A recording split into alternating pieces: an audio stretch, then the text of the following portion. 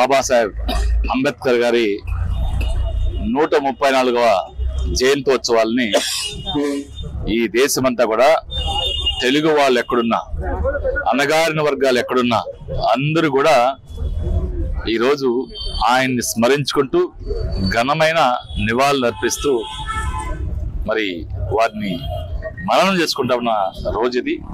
మరి సూళ్లూరుపేట నియోజకవర్గ ప్రజలందరి తరఫున కూడా అంబేద్కర్ గారికి ఘనమైన నివాళులను అర్పిస్తూ మరి భారతదేశం ఈరోజు ఇంత చక్కగా పరిపాలించబడుతుందంటే డాక్టర్ బాబాసాహెబ్ అంబేద్కర్ గారు రాసినటువంటి రాజ్యాంగం వల్ల. మరి వారి స్ఫూర్తితో ఈ దేశం ముందుకు పోతా ఉంది. మరి వారు ఏదైతే కలలు కన్నారో, వాళ్ళు ఏదైతే ఆలోచన చేశారో, అంబేద్కర్ గారిని స్ఫూర్తి తీసుకొని ఈ రాష్ట్రంలో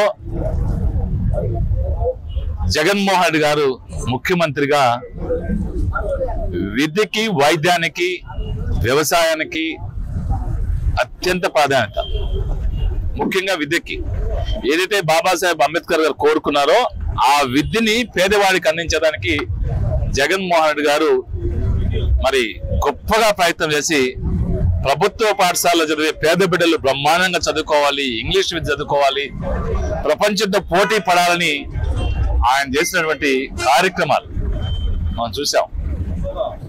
మరి ఈ రోజు చూస్తా ఉన్నాం, మళ్ళీ పేదవాడికి ఈ విద్య అనేది, ముఖ్యంగా ఇంగ్లీష్ విద్య అనేది అందని ద్రాక్షగానే తయారవుతాం.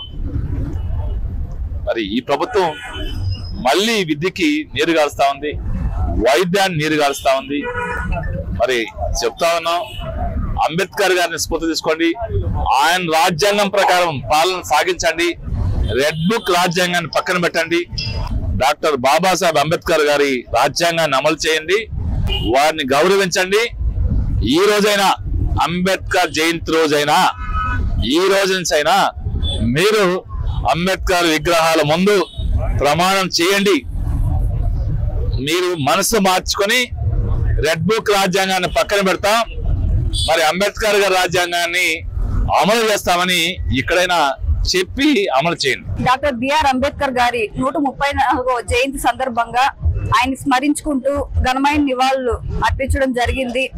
అలాగే ఆయన రాజ్యాంగాన్ని తీసుకొచ్చి ప్రజలందరికీ సమాన హక్కులు అనేటివి ఇవ్వడం జరిగింది.